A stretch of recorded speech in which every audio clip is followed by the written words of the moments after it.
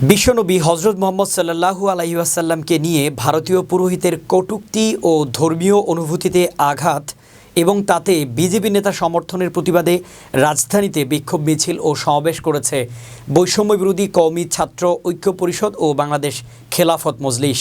শুক্রবার জুমার নামাজ শেষে জাতীয় মসজিদ বাইতুল মোকাররমে সংক্ষিপ্ত সমাবেশ শেষে বিক্ষোভ মিছিল শুরু হয়। মিছিলটি রাজধানীর শান্তিনগর মোড় প্রদক্ষিণ করে বাইতুল মোকাররমের দক্ষিণ গেটে এসে শেষ হয়।